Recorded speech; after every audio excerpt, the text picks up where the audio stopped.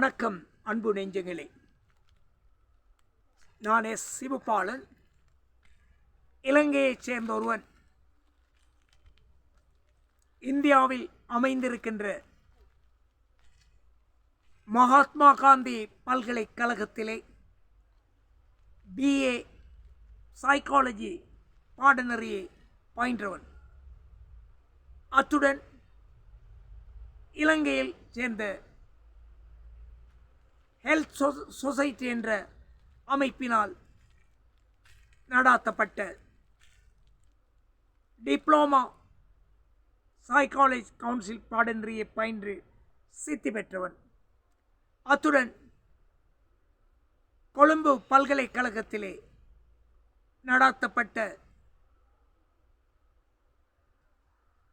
Death investigation என்ற பாடநெறியை பயின்று அதிலும் கிரெடிட் பாஸ் என்ற அடிப்படையிலே அந்த பாடநெறியிலே சித்தி அடைந்தேன். அத்துடன் இலங்கை திறந்த பல்கலைக்கழகத்திலே சர்டிஃபிகேட் இன் சோஷியல் சயின்ஸ் பாடநெறியை பயின்று சித்தி எய்தியவன். அந்த அடிப்படையிலே நான் இந்த நாளிகையை இன்று ஆரம்பித்திருக்கின்றேன். உண்மையிலேயே இலங்கை திருநாட்டிலே நுவரெலியா மாவட்டத்திலே அமைந்திருக்கின்ற சரித்திர முக்கியத்துவம் வாய்ந்த சிவனொளி பாதமலை அடிவாரத்தில் இருந்து உங்களுடன் பேசிக்கொண்டிருக்கின்றேன். இந்த நாளிகையை நான் அமைத்ததன் நோக்கம் என்னவென்று கூறினால், இலங்கை திருநாட்டிலே வாழுகின்ற அனைத்து மக்கள் மத்தியிலும் ஒரு ஒற்றுமை ஏற்பட வேண்டும், அந்த ஒற்றுமை மேம்பட வேண்டும், அந்த அடிப்படையிலே ஒரு அபிவிருத்தியை எமது மக்கள் காண்க வேண்டும் என்ற ஒரு அவா, அதாவது மக்களுக்கிடையிலே அந்யோன்ய உறவு என்பது குறைவாக காணப்படுகின்ற ஒரு காலகட்டம். மக்கள் மனதிலே மாற்றங்களிலே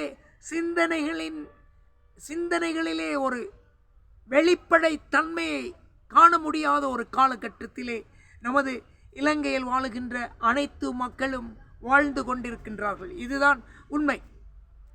இந்த நாளிகை என்ற நோக்கத்திலே உண்மையிலே சொல்ல போனால், உண்மையை தவிர வேறொன்றும் அறியேன் பராபரமே. உண்மையைத்தான் நான் இங்கு சொல்ல புறப்பட்டிருக்கின்றேன். சாதாரணமாக பல விடயங்களை நாங்கள் சொல்ல வேண்டி இருக்கின்றது, பல எண்ண கருக்களை கூற வேண்டிய ஒரு கட்டாயத்திலே நாங்கள் இருக்கின்றோம். பல உண்மையான விடயங்களை சொல்வதற்கு நாங்கள் தளங்களை தேடிக்கொண்டிருக்கின்றோம். சில விடயங்களை தெரிவிப்பதற்காக பத்திரிகைக்கு கட்டுரைகளை அனுப்புகின்றோம். அந்த கட்டுரைகள் அந்த பத்திரிகைகளில் பிரசுரிக்கப்படுவதில்லை. சில விடயங்களை இலத்திரனியல் ஊடகங்களுக்கு அனுப்புகின்றோம், அவை ஒளிபரப்பப்படுவதில்லை.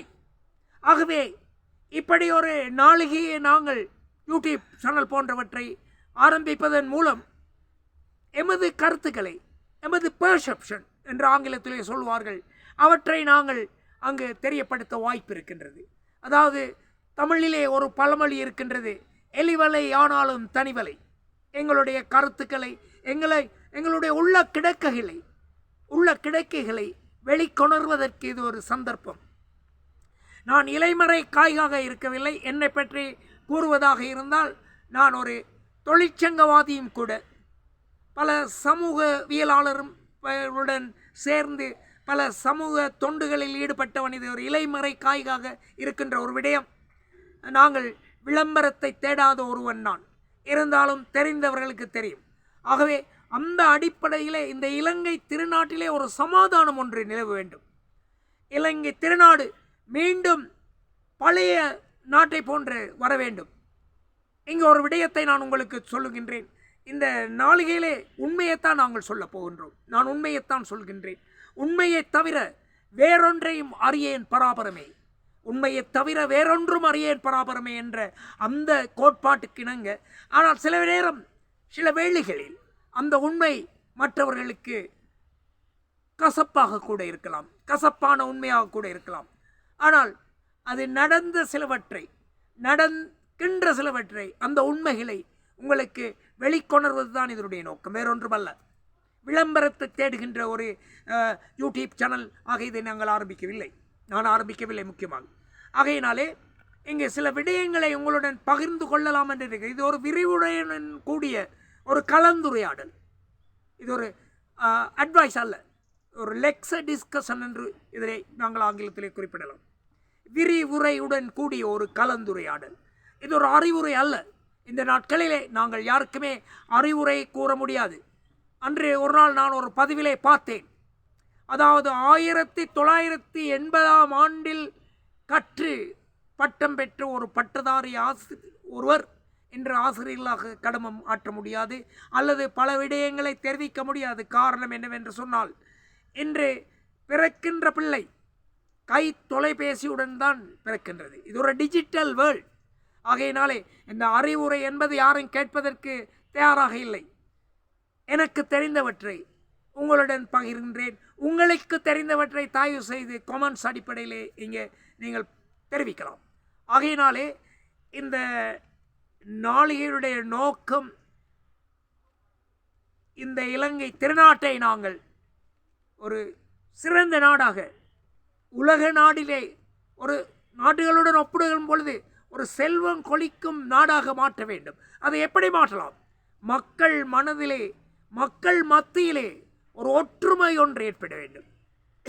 அந்த இன ஒற்றுமை, நாங்கள் எல்லோரும் இலங்கையன் என்று ஒரு அடையாளத்தை பெற வேண்டும். எல்லோருக்கும் அடையாள சின்னமாக இலங்கையன் என்ற அடையாள சின்னம் பொருத்தப்பட வேண்டும்.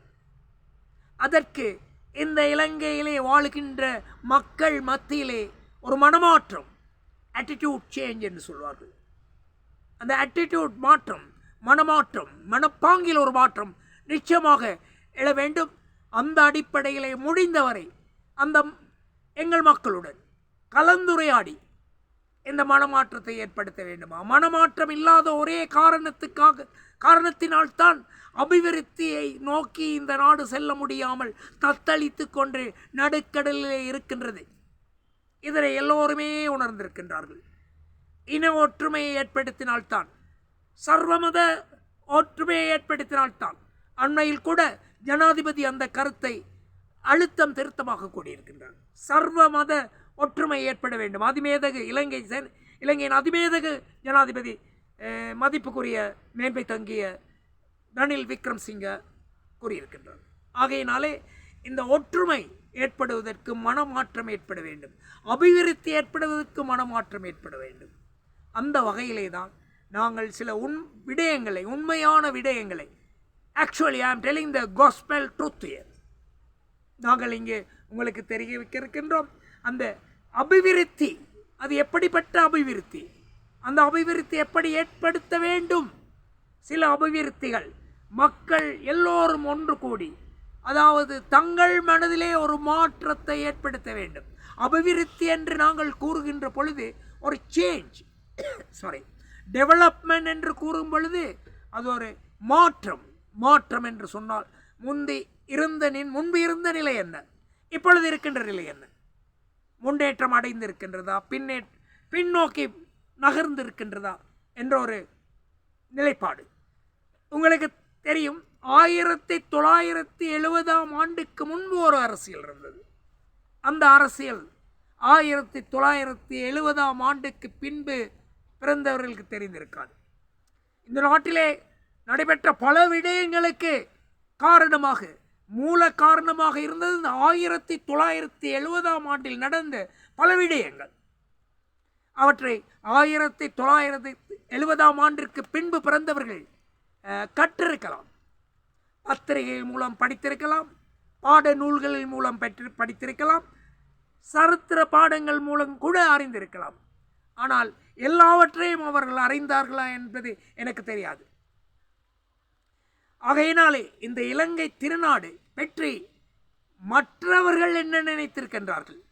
அன்றும் கூட நான் சிவனொளிபாத மலைக்கு சென்றிருந்த வேளையிலே சென்று கொண்டிருக்கின்ற அந்த சந்தர்ப்பத்திலே ஒரு ஆங்கிலேயரை கண்டேன். இங்கிலாந்து நாட்டை சேர்ந்தவர். அவருடன் சிறிய சம்பாஷணையை நான் ஆரம்பித்தேன். I have a small dialogue with him.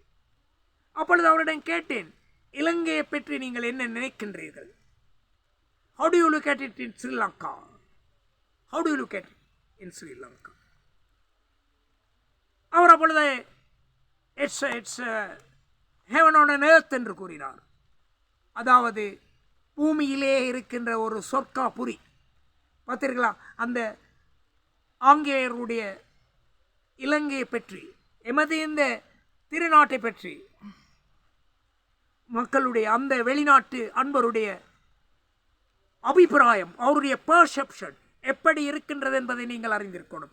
ஆகையினாலே இவற்றையெல்லாம் நான் சில பாட நெறிகள் மூலம், விரிவுரையுடன் கூடிய அந்த கலந்துரையாடல் மூலம் உங்களுக்கு தெரியப்படுத்தலாம். உங்களுடன் பகிர்ந்து கொண்டு இந்த நாட்டிலே அமைதியை ஏற்படுத்த வேண்டும் என்று விரும்பி, இந்த நாட்டிலே இன ஒற்றுமையை ஏற்படுத்த வேண்டும் என்று விரும்பி நான் இந்த நாளிகையை ஆரம்பித்திருக்கின்றேன். ஆகையினால் இந்த நாளிகையில் உள்ள கருத்துக்களை நீங்கள் உங்களுடைய அபிப்பிராயங்களை தெரிவியுங்கள். அதாவது இதை சப்ஸ்கிரைப் பண்ணுங்கள், உங்களுக்கு பிடித்திருந்தால் சப்ஸ்கிரைப் பண்ணி பண்ணுங்கள். அதாவது மனமாற்றம் ஏற்படும். வெள்ளை நிற மல்லிகையோ வேறெந்த மலர் எதுவோ, வள்ளல் அடியினைக்கு வாய்த்த மலர் எதுவோ, வெள்ளை நிற மலருமல்ல வேறெந்த பூவும் அல்ல, உள்ள கமலமடி உத்தமனார் வேண்டுவது. வாழ்க வளமுடன், வாழ்க வையகம். நன்றி, வணக்கம்.